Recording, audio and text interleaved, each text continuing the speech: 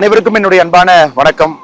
நம்முடைய வீத லீடர்ஸ்னுடைய வாலண்டியர்ஸ், நம்ம சிவிக் ஆக்ஷன் லீடர்ஸ், தமிழகத்தினுடைய பொதுமக்கள் எல்லோருக்கும் மறுபடியும் என்னுடைய நன்றிகளை தெரிவித்துக் கொள்கின்றேன். ஏன்னா போன மாதம் முழுவதுமே நம்ம போதைப் பொருளுக்கு எதிரான ஒரு பெரிய விஷயத்தை எடுத்து நாம் எல்லாம் களத்தில் போராடி இருக்கின்றோம்.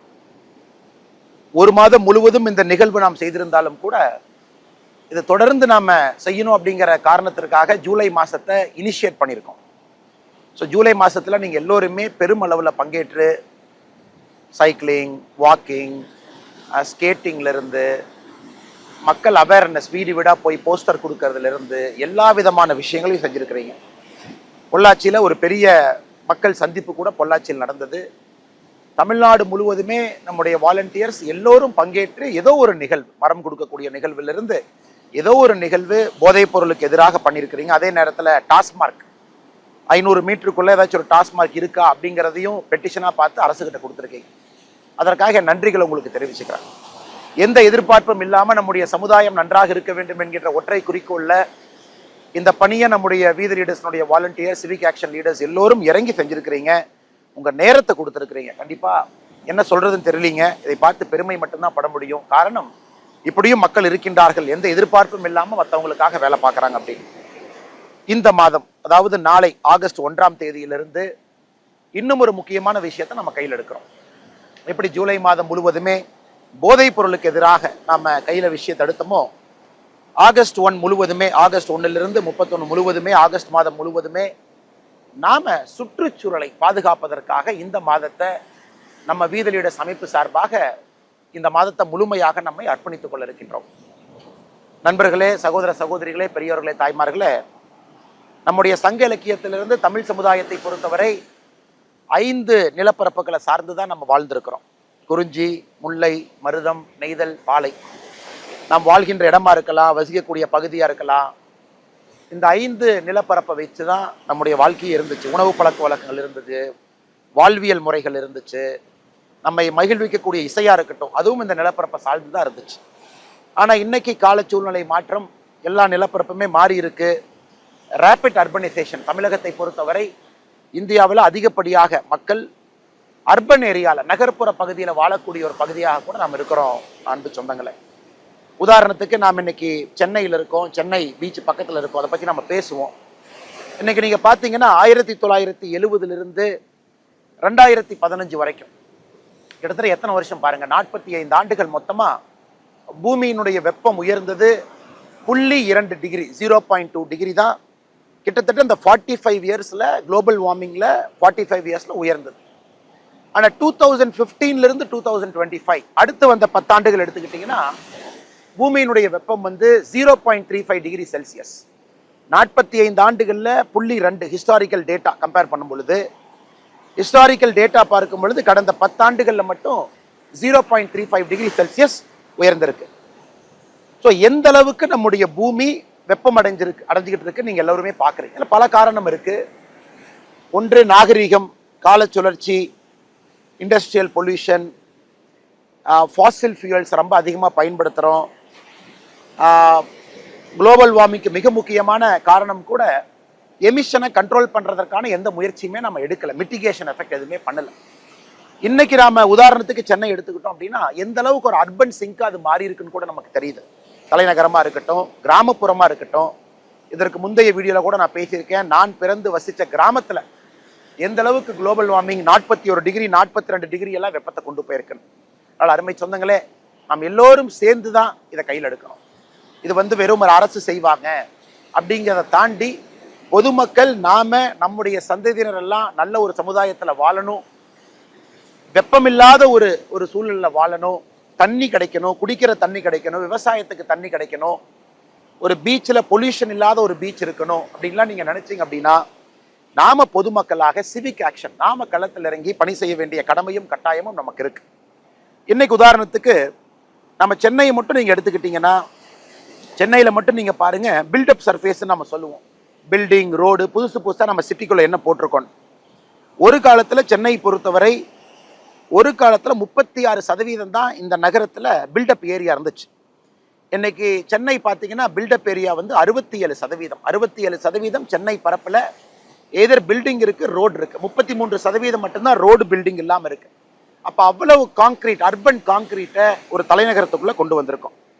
அதே போல இந்த பகுதியை சுத்தி பார்த்தீங்கன்னா வெஜிடேஷன், இந்த பச்சையா இருக்கக்கூடிய வெஜிடேஷன் நம்ம என்ன சொல்றோம், 25% இருந்த வெஜிடேஷன் சென்னையை சுத்தி, சென்னையில இன்னைக்கு அது 10% குறைஞ்சிருக்கு. கடந்த 10 ஆண்டுகள்ல மட்டும் 2015 இருந்து 25 வரை. கண் முன்னாடி அர்பன் கான்கிரீட்ஸ் உயர்ந்துகிட்டு இருக்கு, கண் முன்னாடி வெஜிடேஷன் குறைஞ்சிக்கிட்டு இருக்கு. இன்னைக்கு குறிப்பா தலைநகரத்தில் இருக்கக்கூடியவங்களுக்கு நம்ம புரிந்து கொள்ள வேண்டும், ஒரு தலைநகரம் ஒரு ஹார்ட் ஆஃப் அ ஸ்டேட். இன்னைக்கு இங்கேயே மக்கள் வசிக்க முடியாத நிலைமை ஏற்பட்டிருக்கு. எல்லா வீட்லயும் ஏசி போடணும், மல்டிபிள் ஏசி போடணும். ஏசினால குளோபல் வார்மிங். இது பாருங்க எவ்வளவு பெரிய சைக்கிளா திரும்ப திரும்ப சுத்துதுன்னு பாருங்க. ஜூன் 19, 2019 நம்ம மறக்கவே மாட்டோம். அந்த வருஷத்தை கிட்டத்தட்ட 7 ஆண்டுகளுக்கு முன்பு நம்முடைய மாநில அரசு டே 0ன்னு சொல்லிட்டாங்க. சென்னையில் இருக்கக்கூடிய 4 பெரிய ஏரியில தண்ணி இல்லை, குடிப்பதற்கு தண்ணி இல்லை. டே 0ன்னு அந்த ஒரு நாள் இருந்துச்சு. பூண்டி ஏரியா இருக்கட்டும், சோழவரம் ஏரியா இருக்கட்டும், ரெட் ஹில்ஸா இருக்கட்டும், ஏன் நம்ம செம்பரம்பாக்கமா இருக்கட்டும், அந்த மான்சூன் ஃபெயில் ஆகி தண்ணியே இல்லாத ஒரு நிலைமை அன்னைக்கு வந்துச்சு. இன்னும் இந்த ஆண்டும் கூட கிட்டத்தட்ட அதே விளைவுல தான் நம்ம இருக்கோம். சூப்பர் எல்னினோ போயிட்டு இருக்கு, இந்தியன் ஓஷன் டயப்போல், இதெல்லாம் சயின்டிஃபிக்காக சொல்றாங்க. அதுவும் கூட ஒரு பெரிய பிரச்சனை ஏற்படுத்தி இருக்கு. அடுத்து வாட்டர் பாடி பாருங்க. நம்ம ஒரு கிராமத்தையும் கூட, கிராமத்துக்கு ஆதாரமாக இருப்பது என்னன்னா அந்த கிராமத்தில் இருக்கக்கூடிய ஏரி குளங்கள் தான்.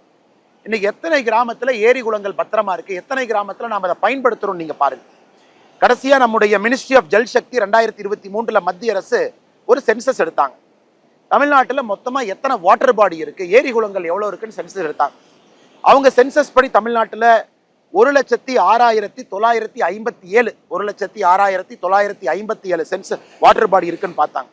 அதுல பிரச்சனை என்னன்னாங்க, 49% வாட்டர் பாடி, கிட்டத்தட்ட 50,197 வாட்டர் பாடியில தண்ணி இல்லை, அது காணாம போச்சு, அது எங்க இருக்குன்னே தெரியல, மக்கள் எங்களுக்கு தெரியாதுங்கிறாங்க.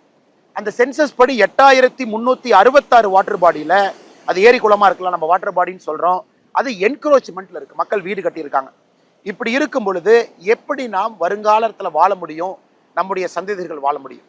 அதனாலதான் வீதி லீடர்ஸை பொறுத்த வரைக்கும் நமக்கு 2 நோக்கம் இருக்கு. ஒன்னு, அவேர்னஸ் ஏற்படுத்தணும் மக்களுக்கு, இந்த பிரச்சனை இருக்கு நீங்க புரிஞ்சுக்கங்க.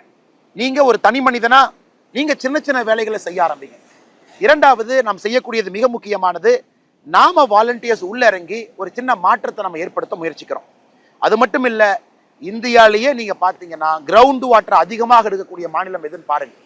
அதாவது இருக்கக்கூடிய தண்ணி அவைலபிள் வாட்டர் நம்ம சொல்றோம், total ground annual ground water recharge ஆகுது, எக்ஸ்ட்ராக்டபிள் கிரவுண்ட் வாட்டர் எவ்வளவு நம்ம எடுத்து குடிக்க முடியும். இன்னைக்கு இந்தியா முழுசும் பாத்தீங்கன்னா நம்முடைய தென் இந்தியாவில், தென் மாநிலங்கள்ல அதிகப்படியா இருக்கக்கூடிய தண்ணீரை உறிஞ்சி எடுக்கக்கூடிய மாநிலம் எதுனா தமிழகம் தான்.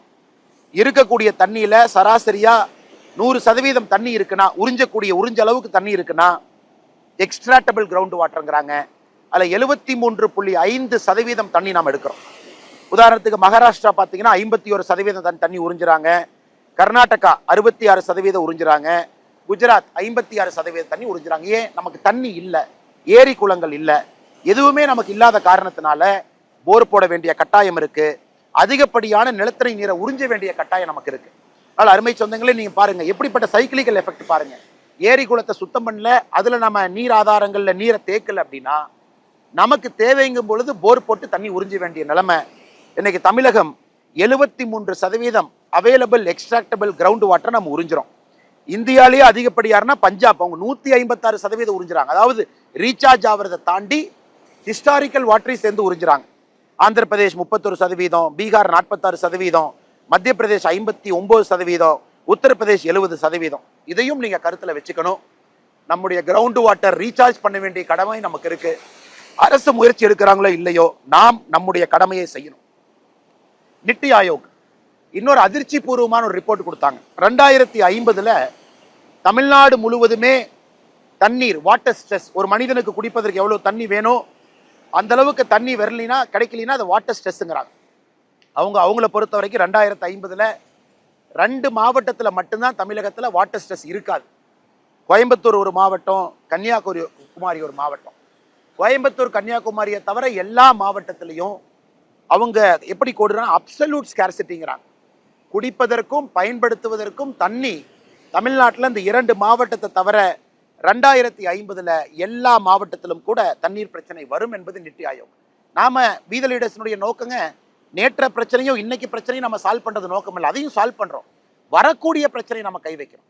இன்னும் 30 ஆண்டுகள் கழிச்சு என்ன வரும், நம்முடைய சிந்தனை அப்படி இருக்கு. அப்ப நாம ஒன்று கிரீன் கவர்ஸ், நிறைய மரங்கள் வைப்பது ஒரு பக்கம், ஏன்னா வெப்பத்தை குறைக்கிறோம்.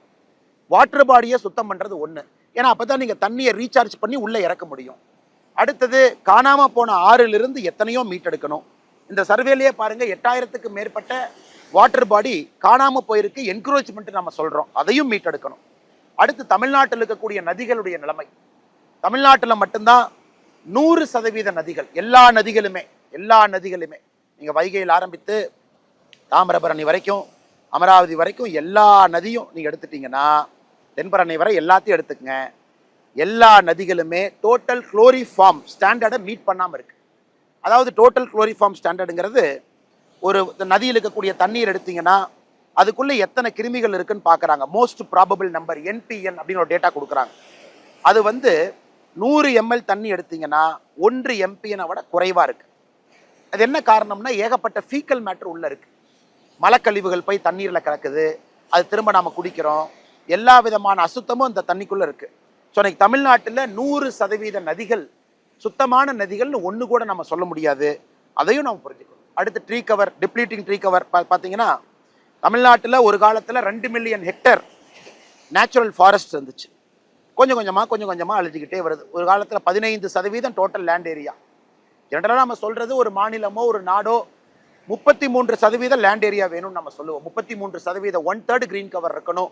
அதுவும் ஒரு பிரச்சனை, நம்ம மர வைக்கணும். அக்ரிகல்ச்சர் அடுத்த பிரச்சனை. இந்த எல்லா நாளையும் பார்த்தீங்கன்னா அக்ரிகல்ச்சர் லேண்டில் சால்ட் அதிகமாகிட்டு இருக்கு.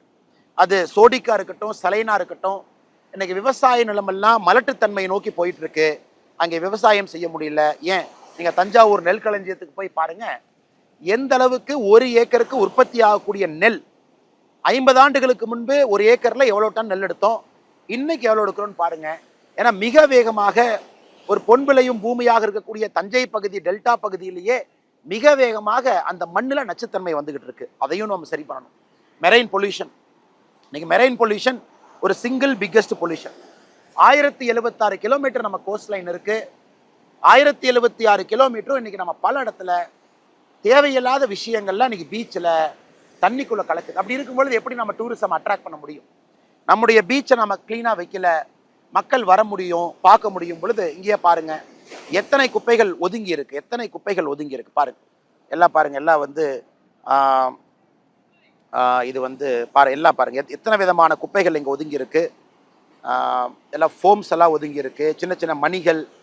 நீங்க வெறுங்கால நடக்கிறதுக்கே பல இடத்துல பயமா இருக்கு. பேனா குப்பைகள்ல இருந்து, செருப்புல இருந்து ஆரம்பித்து, ஏன்னா எங்கேயோ போடுற குப்பை எங்கேயோ கரை ஒதுங்குது. எதையும் சரி செய்ய வேண்டிய நிலைமை நமக்கு இருக்கு. அதனாலதான் இந்த மாதம் வீத லீடர்ஸ் சுற்றுச்சூழல் மாதம். இந்த அவசியம், இது எல்லாத்தையும் நம்ம சரி பண்ணணும் அப்படிங்கிற காரணத்திற்காக சுற்றுச்சூழல் மாதமா நம்ம அதை கையில் எடுக்கிறோம். வீத லீடர்ஸ்னுடைய நோக்கம், தமிழகத்துல இன்னும் சில மாதங்கள்ல 50 லட்சம் மரங்கள் நம்ம நடணும். 50 லட்சம், 5 மில்லியன் மரங்கள் நம்ம நடணும் அப்படிங்கிறது நம்முடைய நோக்கம். ஆரம்ப கட்டமாக இந்த மாதம், ஆகஸ்ட் மாதம், சுற்றுச்சூழலுக்காக நம்ம எடுத்திருக்கக்கூடிய இந்த மாதத்துல 20 லட்சம் மரங்கள் நம்ம நடணும். காரணம், 20 லட்சம் வாலண்டியர்ஸ் நம்மகிட்ட இருக்காங்க. ஆளுக்கு ஒரு மரத்தை நம்ம நடுறோம், அதை பாதுகாக்கிறோம், அந்த மரத்துக்கு தண்ணி ஊத்துறோம். அந்த மரம் நட்டதோடு நம்ம நடந்து போகாம அந்த மரத்தோடு நின்று மரத்தை வளர்த்துகின்றோம். இதற்கு முன்பு பிரதமர் சொன்னாங்க, அம்மாவுடைய பேரில் மரம் வைங்க அப்படின்னு சொல்லி இந்தியா முழுவதும் அதை எடுத்துட்டு போனாங்க. நாம இந்த ஆகஸ்ட் மாசத்துல நமக்கு தமிழகத்துல அதிகமா மரம் வைக்க வேண்டும் என்கின்ற உணர்வை நமக்கு ஏற்படுத்தியது டாக்டர் APJ அப்துல் கலாம் ஐயா அவர்கள். சின்ன கலைவாணர் அண்ணன் விவேக் அவர்கள் இன்னைக்கு நம்மளோடு இல்லை.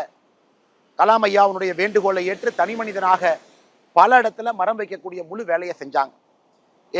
ஆகஸ்ட் 16ஆம் தேதி சென்னையில் நடக்கக்கூடிய பேரணியில நாம விவேக் ஐயாவை பெருமைப்படுத்த இருக்கின்றோம்.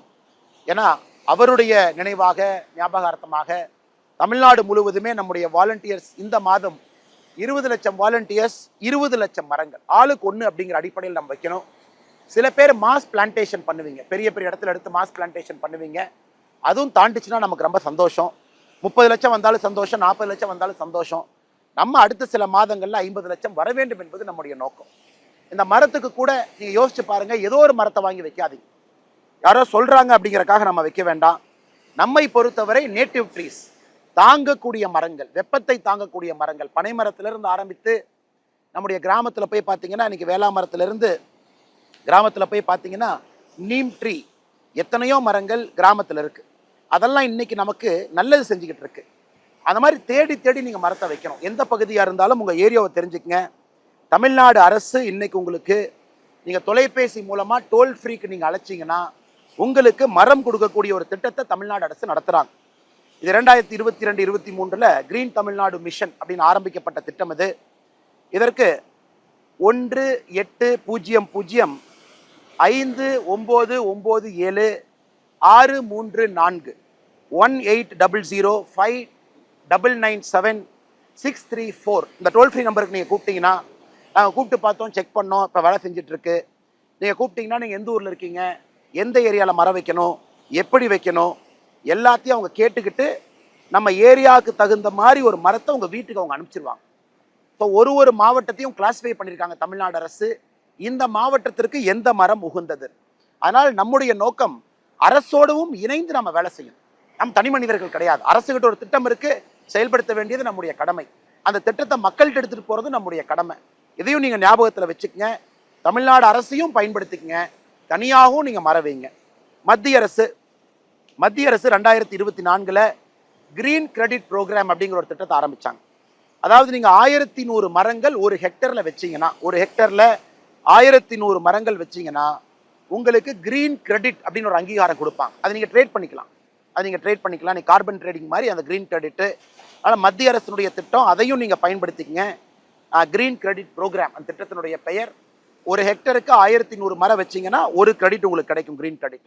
அதனால் அருமை சொந்தங்களே, எல்லாத்தையும் பயன்படுத்திக்கலாம். நானும் ஒரு வாலண்டியராக இந்த மாதம் ஆகஸ்ட் 2ஆம் தேதி ஒரு அற்புதமான ஒரு விஷயத்தை நம்ம செய்ய இருக்கிறோம். கன்னியாகுமரியில் ஆரம்பித்து தூத்துக்குடி வரைக்கும் கிட்டத்தட்ட 175 கிலோமீட்டர் இருக்கக்கூடிய அந்த பீச் ஸ்ட்ரெச்சை நம்முடைய வீத லீடர்ஸுடைய வாலண்டியர்ஸ் அடுத்த சில மாதம் முழுவதும் நம்ம கிளீன் பண்ண போறோம், முழுவதும். அதில் நான் இன்னைக்கு அந்த முழு நாள் கன்னியாகுமரி டு தூத்துக்குடி ஸ்ட்ரெச்சில் 5 இடத்துல, ஊரி உட்பட 5 இடத்துல அன்னைக்கு வாலண்டியர்ஸோட நாமளும் அதை கிளீன் பண்ண போறோம். ஒரு இடத்துல ஒரு மாதிரி பிரச்சனைகள் இருக்கு. ஃபிஷிங் நெட்ஸ் ஒரு இடத்துல பொல்யூஷன் இருக்கு, அதை நம்ம எடுக்கிறோம். ஒரு இடத்துல பார்த்தீங்கன்னா நம்ம தசரா அந்த பகுதியில் சிறப்பாக கொண்டாடுறாங்க, அந்த தசரா மணிகள் அதெல்லாம் கரை ஒதுங்கி இருக்கு, அதெல்லாம் சுத்தம் பண்றோம். ஸோ ஆகஸ்ட் 2 அங்கே, ஆகஸ்ட் 3 வைகை நதி மதுரையில், கள்ளழகர் இறங்கக்கூடிய வைகை நதியில், நமக்கெல்லாம் பெருமை கொடுக்கக்கூடிய வைகை நதியில் அங்கே இருக்கக்கூடிய வாலண்டியர்ஸோட வைகை நதியை நம்ம கிளீன் பண்ணுறோம். ஒரு ஸ்ட்ரெச்சை கூட 78 சுதந்திர போராட்ட வீரர்களை ஞாபகப்படுத்தக்கூடிய அளவில் 78 மரங்கள் நட்டு 78 வாலண்டியர்ஸ் அதுக்கு பொறுப்பேற்றுக்குவாங்க. அவங்க தான் அந்த மரத்தை வளர்த்தி கொண்டு வரணும். அதையும் நாம் மதுரையில் செய்ய இருக்கிறோம். அருமை சொந்தங்களே, ஆகஸ்ட் 16ஆம் தேதி சென்னையில் ஒரு பெரும் பேரணி நடக்க இருக்கு. மக்களுக்கு இது விழிப்புணர்வு பேரணிக்காக நாம் இதை செய்கிறோம். ஆகஸ்ட் 16 சின்ன கலைவாணர் ஐயா விவேக் அவர்கள் பேரில் அந்த பேரணி நடக்கும், அதுவும் நடக்க இருக்கு. அதே போல் சிவகங்கையில் நம்முடைய வாலண்டியர்ஸ் ஒரு பெரிய விஷயத்தை எடுத்திருக்கிறாங்க. கிட்டத்தட்ட 70 ஆண்டுகளாக காணாமல் போன ஒரு நதி தென்னார், காரைக்குடியில் தென்னாறு நதியை அரசுகிட்ட பெட்டிஷன் பண்ணி அதை பர்மிஷன் வாங்கி தனியார் அமைப்புகளோடு நிறைய அமைப்புகளோடு இணைந்து அந்த தென்னாரை மீட்டெடுப்பதற்கான முயற்சி, கிட்டத்தட்ட 70 கிலோமீட்டர் அந்த தென்னாறு, அதை மீட்டெடுப்பதற்கான முயற்சியில் நம்முடைய வாலண்டியர்ஸ் இறங்கி இருக்கிறாங்க. இது எல்லாமே பாராட்டக்கூடிய விஷயம். நம்முடைய தென் தமிழகத்தில் தூத்துக்குடி, கன்னியாகுமரி பகுதியில் வாலண்டியர்ஸ் எல்லாம் இறங்கி இதுக்கு ஏகப்பட்ட ஹோம்ஒர்க் பண்ணி நம்முடைய ஃபிஷர்மேன் நண்பர்களோடு கிட்டத்தட்ட 11 லட்சத்துக்கு மேற்பட்ட ஃபிஷர்மேன் நண்பர்கள் நேரடியாக தமிழகத்தில் மீன் பிடிக்கிறாங்க. அவங்களெல்லாம் சந்திச்சு அவங்ககிட்ட பேசி எப்படி இதை டிசைன் பண்ணணும்னு பண்ணியிருக்காங்க. அங்கே பீச் பாடு வைக்கிறாங்க. க்ளீன் பண்ணிட்டு நம்ம போகிறது மட்டும் இல்லை, பீச் பாடு இருக்கும், உள்ள க்ளீன் பண்ணக்கூடிய சாமான் இருக்கும், அதை நம்ம வாலண்டியர்கிட்ட கீ லாக் இருக்கும், அதை எடுத்து அவங்க தொடர்ந்து க்ளீன் பண்ணிட்டு இருக்கலாம். அதை இன்னைக்கு துவங்கி வைக்கிறோம். நதிகளை சுத்தம் பண்ணணும், பீச்சை க்ளீன் பண்ணணும், மரம் வைக்கணும். ஸோ தயவு செய்து என்னடா அண்ணன் பேசும்போதெல்லாம் வேலையாக சொல்கிறாரே அப்படின்னு நீங்கள் நினைக்கக்கூடாது. அண்ணன் உங்கள்கிட்ட பேசுறது மிக முக்கியமான நோக்கம்.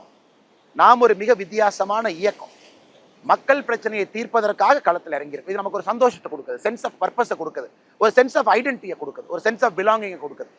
நாம் எல்லாம் எந்த பவரும் யாருக்கு கிடையாது. எல்லா வாலண்டியர் அப்படிங்கிற பேரில் வீத லீடர்ஸ் குடும்பமாக நம்ம கீழே இறங்கி எல்லோரையும் ஒருங்கிணைக்கிறோம், பேசுகிறோம், அவங்ககிட்ட போய் இதை எடுத்து சொல்கிறோம், ஒரு டீமை உருவாக்குறோம். அதில் ஒரு லீடர்ஷிப் நமக்கு வருது. ஒரு சோஷியல் பிரச்சனையாக 1 மாதம் எடுக்கிறோம். 6 பிரச்சனைகள் அடுத்த 6 மாதத்துக்கு எடுத்திருக்கோம். இந்த மாதம் மிக மிக முக்கியமான சுற்றுச்சூழல் பிரச்சனை. நாம செய்யலினா யாரும் செய்ய மாட்டாங்க. அதனால் நாம் செய்வோம், ஒரு பெரிய மாற்றத்தை கொடுப்போம். தமிழ்நாட்டை பொறுத்தவரை இந்த 31 நாட்களும் ஆகஸ்ட் மாசத்துல பயன்படுத்துவோம். மிக பொறுமையாக கேட்டவங்க எல்லோருக்கும் என்னுடைய நெஞ்சார்ந்த நன்றிகளை தெரிவித்துக் கொள்கின்றேன். மாறுவோம், மாற்றுவோம்.